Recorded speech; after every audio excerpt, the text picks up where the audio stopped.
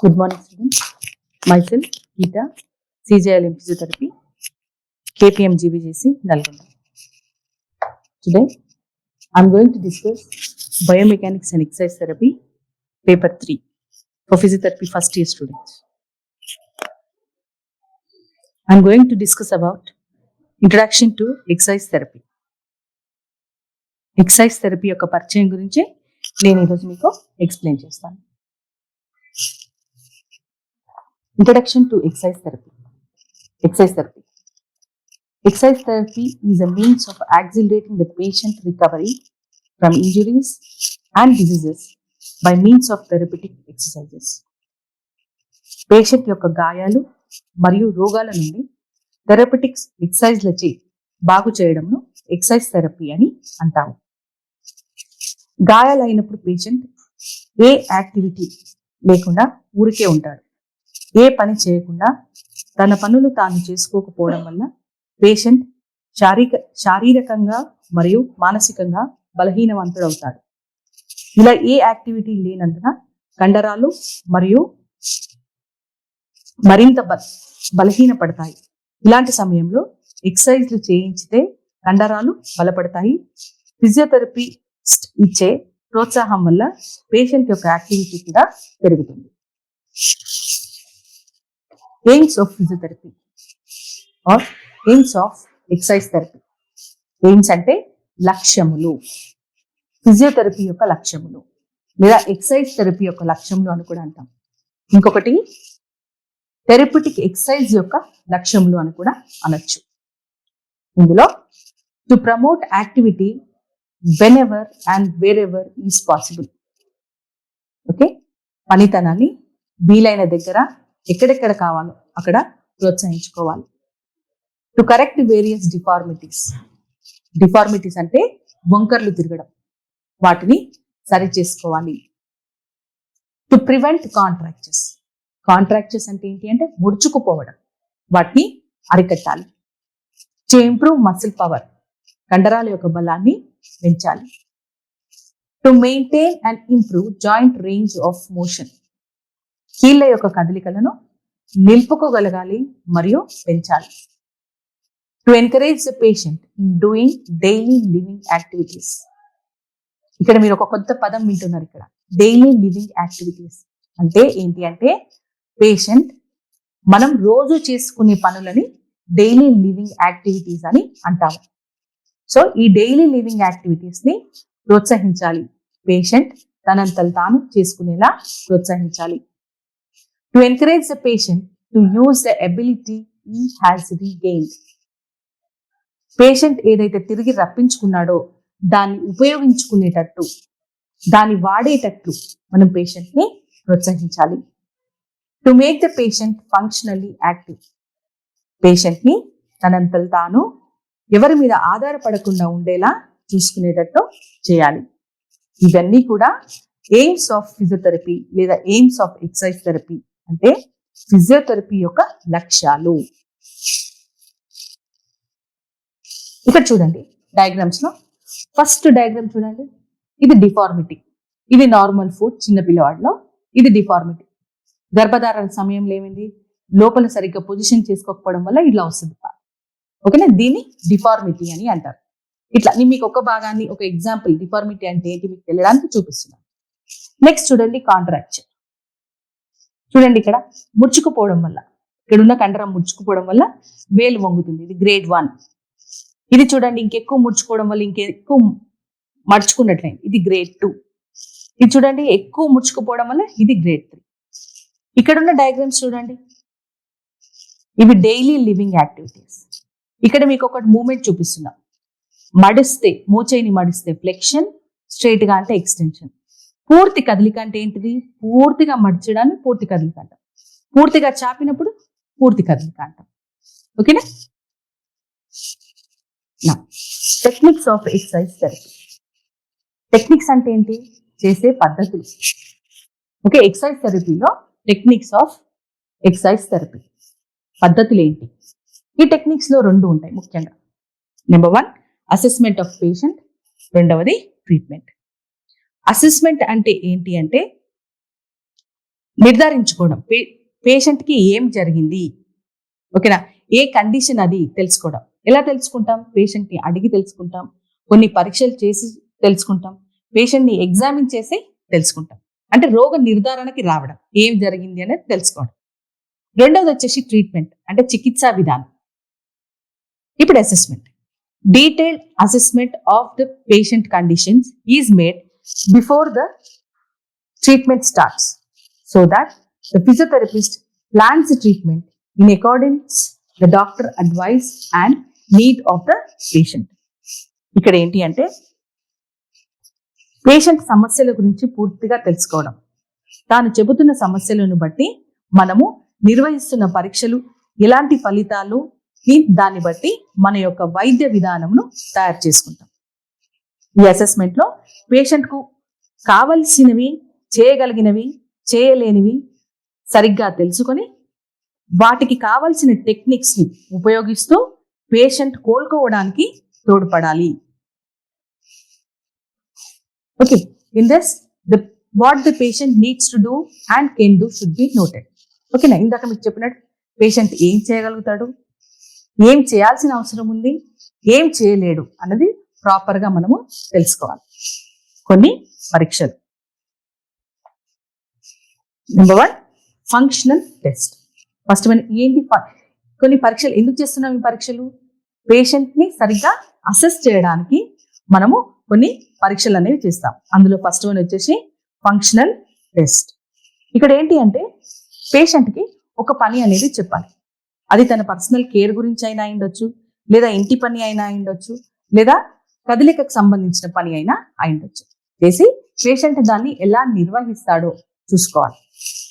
తర్వాత వచ్చేసి test for joint range. మీ అందరికీ తెలుసు జాయింట్ రేంజ్ అంటే ఏంటి?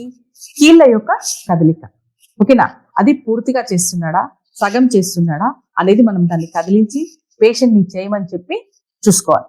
కొన్నిసార్లు కదలిక ఎందుకు తగ్గిపోతుంది అంటే కండరాల బలహీనత వల్ల తగ్గిపోతుంది, నరాలు దెబ్బతినడం వల్ల తగ్గిపోతుంది, లేదా కీలు చుట్టూతా ఉన్న మృదువైన కణజాలాలు బిగుసుకోవడం వల్ల తగ్గిపోతుంది, లేదా కీల్లో మార్పులు రావడం వల్ల తగ్గిపోతుంది. సో ఎందుకు తగ్గిపోయింది అనేది మనం ఫస్ట్ తెలుసుకోవాలి.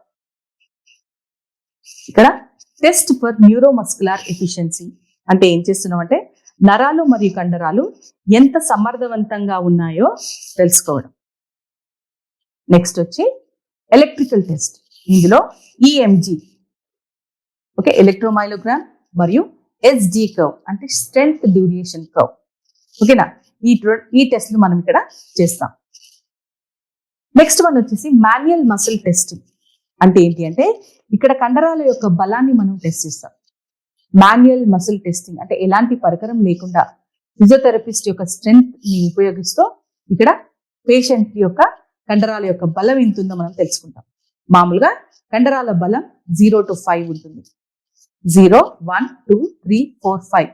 0 అంటే ఎలాంటి కదలిక ఉండదు, ఓకే, నో కాంట్రాక్షన్. 1 అంటే ఫ్లికర్ ఆఫ్ కాంట్రాక్షన్ అంటే కొద్దిగా ముగుచుకుంటుంది కానీ కదలిక జరగదు.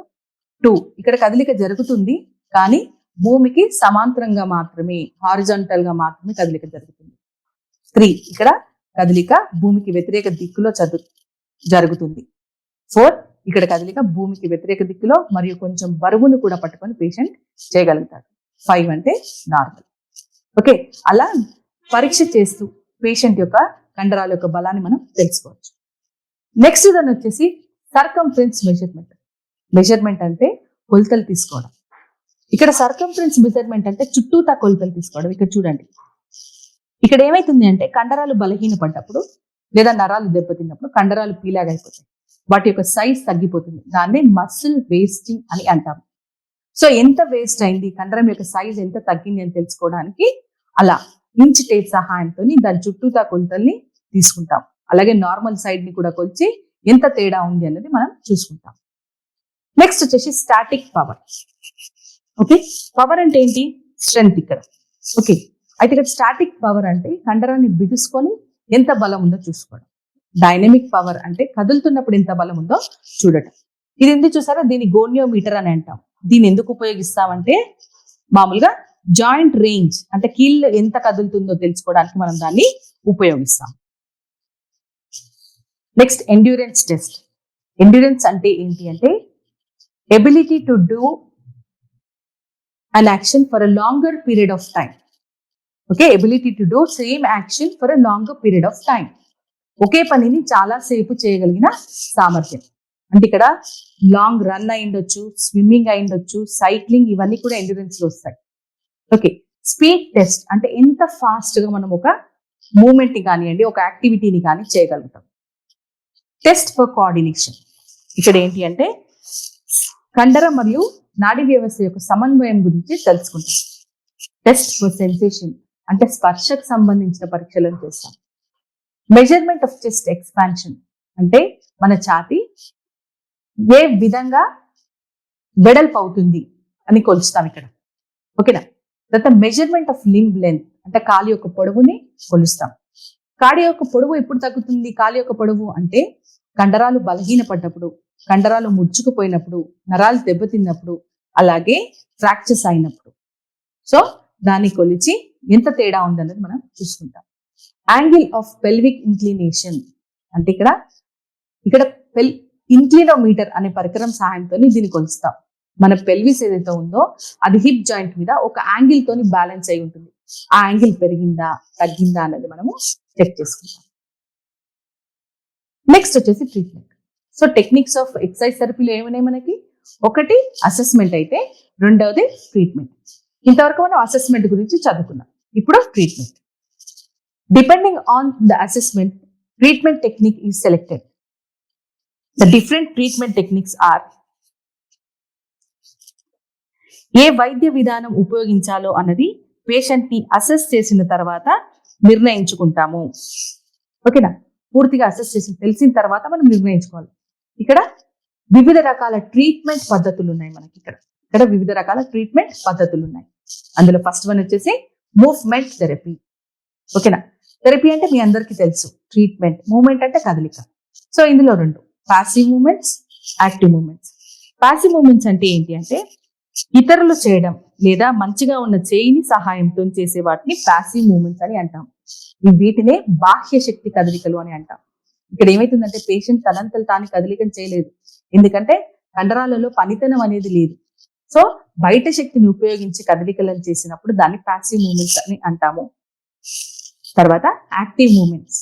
యాక్టివ్ మూవ్మెంట్స్ అంటే పేషెంట్ తనంతలు తాను తన ఆధీనంలో చేసే కదలికలను యాక్టివ్ మూవ్మెంట్స్ అని అంటాము. నెక్స్ట్ వన్ వచ్చేసి సస్పెన్షన్ థెరపీ. ఇక్కడ ఏ భాగాన్నైతే ట్రీట్ చేయాలనుకుంటున్నామో దాన్ని వేలాడదీసి, ఓకే, స్లింగ్స్ మరియు రోప్ సహాయంతో వేలాడదీసి సస్పెన్షన్ ఫ్రేమ్ ని ఉపయోగిస్తూ చేసే చికిత్సను సస్పెన్షన్ థెరపీ అని అంటాము. జాయింట్ రిలాక్సేషన్ అంటే కీలకు సంబంధించిన ట్రీట్మెంట్. ఇక్కడ కీలు అంటే ఏంటి?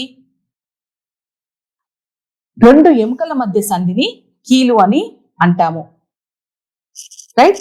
A junction between two bones in a joint is called joint. Okay, ఇందులో ఏంటి? కీలు ముడుచుకుపోయినప్పుడు ఆ ఎముకలని కదిపించడాన్ని దాన్ని మనం జాయింట్ అని అంటాం. ఓకే, దాన్ని జాయింట్ మొబిలైజేషన్ అని అంటాం. Relaxation techniques.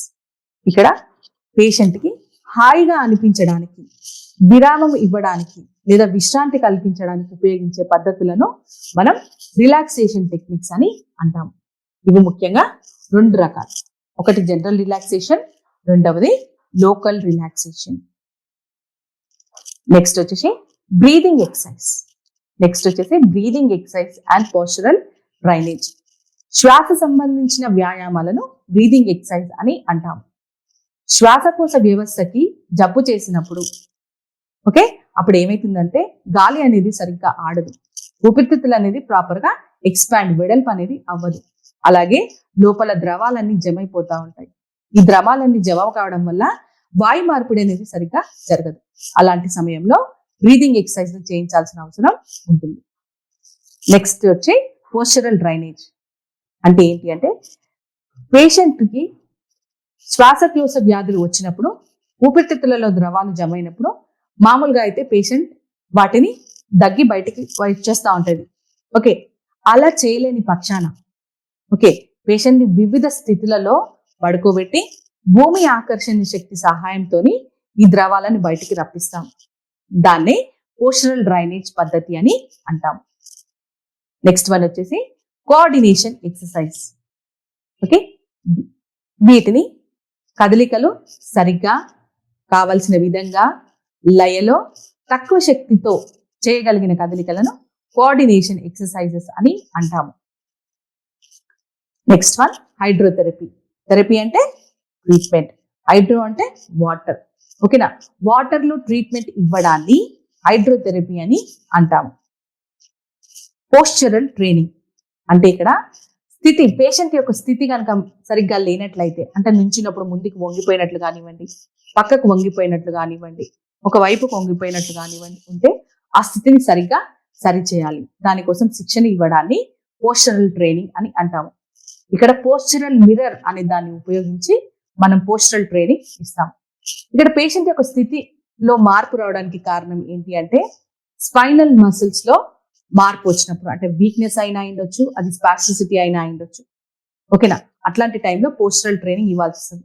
అంతేకాకుండా ఒకవేళ అబ్డామిన్ రీజన్ లో ఏవైనా సర్జరీస్ అయితే, లేదా థొరాక్స్ రీజన్ లో ఏదైనా సర్జరీస్ అయితే కూడా పేషెంట్ యొక్క స్థితి మారుతుంది.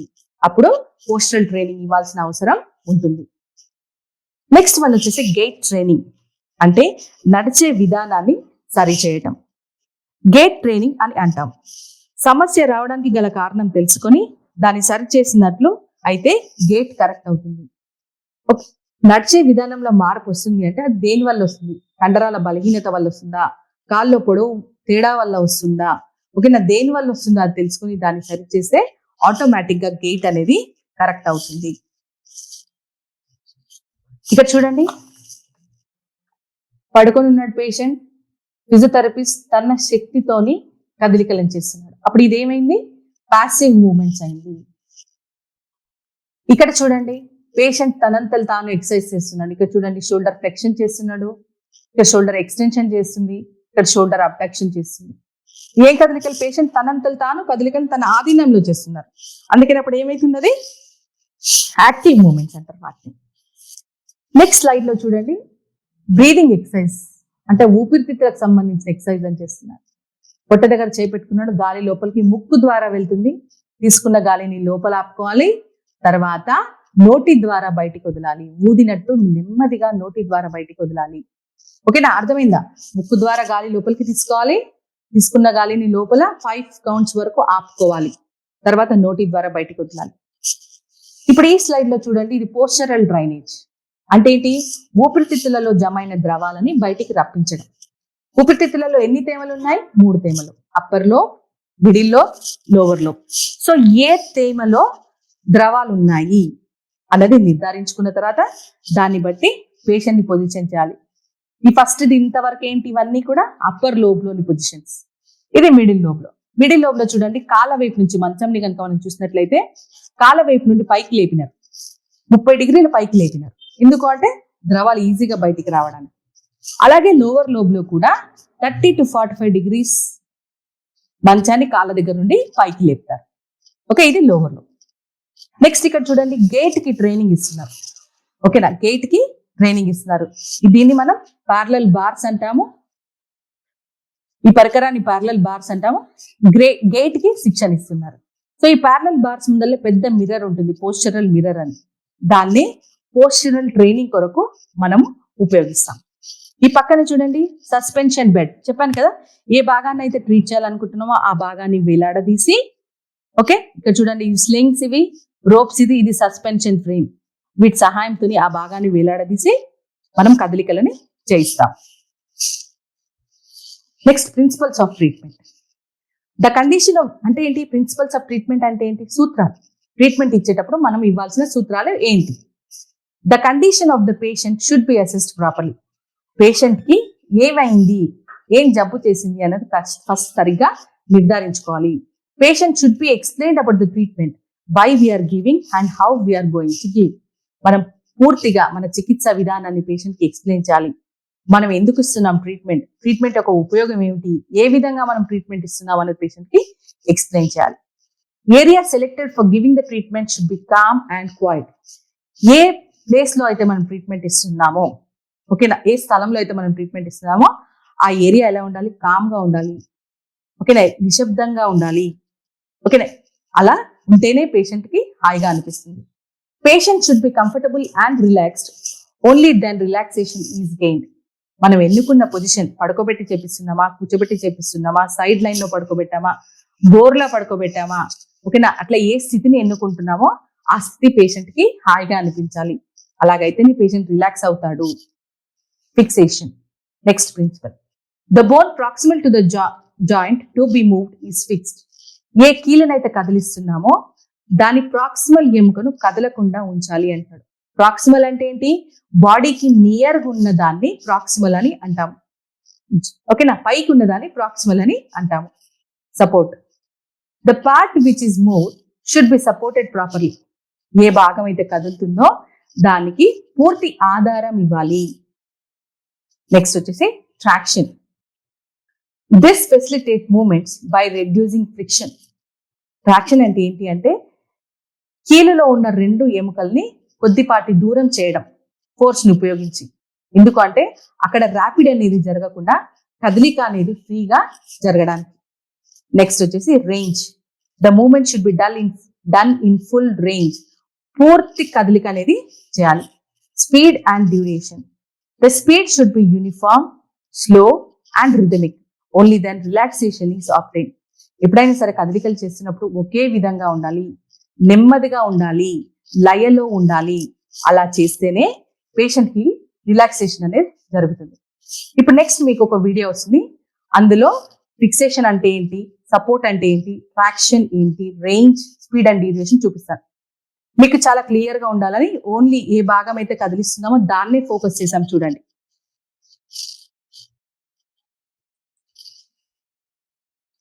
ఫస్ట్ చూడండి ఫిక్సేషన్. ఇక్కడ ఏంటి అంటే ఎల్బో జాయింట్ ని కదిలియాలి అనుకుంటున్నాం. ఓకేనా, ఎల్బో జాయింట్ ని కదిలియాలనుకుంటే దాని ప్రాక్సిమల్ ఎముక అంటే దాని పైకి ఉన్న ఎముక హ్యూమరస్. నేను లెఫ్ట్ హ్యాండ్ పెట్టాను కదా, అది హ్యూమరస్. ప్రాక్సిమల్ ఎందుకు అన్నామంటే బాడీకి నియర్గా ఉన్న దాన్ని ప్రాక్సిమల్ అని అంటాం. నా లెఫ్ట్ హ్యాండ్ తో రైట్, అది movement, elbow flexion, elbow extension. So elbow joint కి పైన ఉన్న హ్యూమరస్ ని ఫిక్స్ చేసి నా లెఫ్ట్ హ్యాండ్ తో ఫిక్స్ చేసిన చూడండి. ఎల్బో ఫ్లెక్షన్, ఎల్బో ఎక్స్టెన్షన్ చేసిన. నా లెఫ్ట్ హ్యాండ్ ఎట్లా పెట్టాలి అంటే మూవ్మెంట్ రెస్ట్రిక్ట్ చేయొద్దు, కదలికనే తగ్గ. ఇప్పుడు చూడండి రిస్ట్ జాయింట్ లో మూవ్మెంట్ చేయాలనుకున్నప్పుడు రిస్ట్ జాయింట్ కి ప్రాక్సిమల్ ఎముక ఏంటి, four arm bones. Four arm bones ని లెఫ్ట్ హ్యాండ్ తో ఫిక్స్ చేసి wrist extension, wrist flexion, wrist extension అనే కదలికను చేశాను. ఇది ఫిక్సేషన్.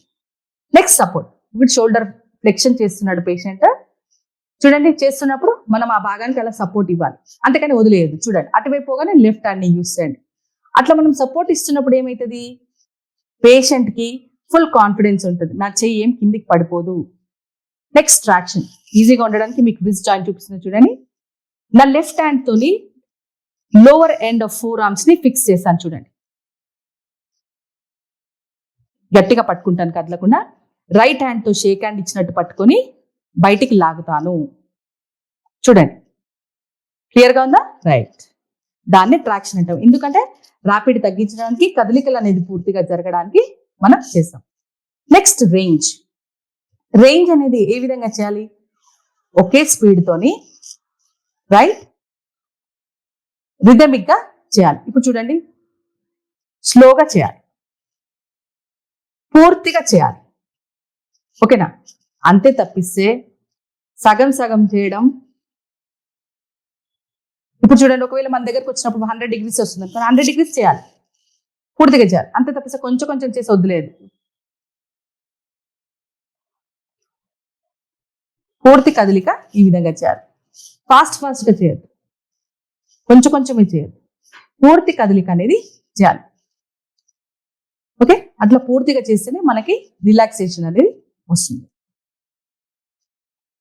ఒకసారి మనకి ఒక మూమెంట్ చేయడానికి 5 seconds పడితే సెకండ్ టైం చేస్తున్నప్పుడు కూడా ఆ మూమెంట్ కి మనకి 5 seconds పట్టాలి. చూడండి ఇట్లా ఫాస్ట్గా అట్లా చేయొద్దు, నిదానంగా చేయాలి. అప్పుడే పేషెంట్కి రిలాక్సేషన్ అనేది వస్తుంది.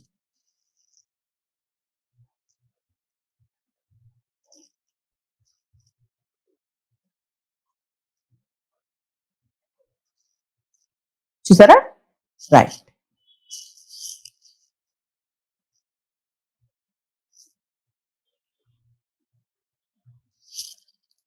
నెక్స్ట్ చూడండి, clothing should be loosened in the area of treatment to be given. ఓకేనా, ఏ భాగానైతే మనము మూమెంట్స్ చేస్తున్నామో ఆ భాగాన బట్టలు వదులుగా ఉండేటట్టు చూసుకోవాలి. మీరు ఇక్కడ చూసారు కదా, బ్లూ కలర్ షర్ట్ వేసుకొని ఉన్నారు మోడల్. అప్పుడు ఏం చేశాను, షర్ట్ ని ఎల్బో పైకి చేశాను, ఎల్బో మూమెంట్స్ చేయడానికి అని చెప్పి. తర్వాత trick movement should be avoided, అంటే కదలికలు ఏ విధంగా చేయాలో అదే విధంగా చేయాలి, కానీ ఇంకొక భాగం నుండి కదిలిస్తూ ఈ భాగం కదిలేటట్టు చూడొద్దు. Verbal command should be given wear ever and when ever necessary, అంటే మాటల ద్వారా ఇచ్చే సూచనలని ఎక్కడెక్కడైతే ఇవ్వాలో అక్కడ ఖచ్చితంగా ఇవ్వాలి. అంటే ఇప్పుడు ఫర్ ఎగ్జాంపుల్ మూవ్మెంట్ చేస్తున్నాను అనుకోండి, గుడ్, లిటిల్ మోర్, ఇంకా కొంచెం అడవండి, ఇంకా కొంచెం అడవండి, రైట్, స్ట్రైట్, అట్లా. ఓకేనా, ఇట్లాంటి కమాండ్స్ అనేది ఖచ్చితంగా మనం పేషెంట్ కి ఇవ్వాలి. తర్వాత advise the patient to see the movement when doing, మనం ఎప్పుడైతే కదలికలు చేస్తున్నామో అప్పుడు పేషెంట్ ని ఖచ్చితంగా ఈ కదలికలని చూడమని చెప్పాలి. చేయడం ఒక ఇన్పుట్ అయితే పేషెంట్ కి బాగవడంలో సీయింగ్ అంటే చూడడంలో బ్రెయిన్ కి సెకండ్ ఇన్పుట్. అందుకని ఎప్పుడైనా సరే పేషెంట్ మనము కదలికలు చేసినప్పుడు ఆ కదలికలను చూడమని చెప్పాలి. Therapist should be available to extend the help if patient requires.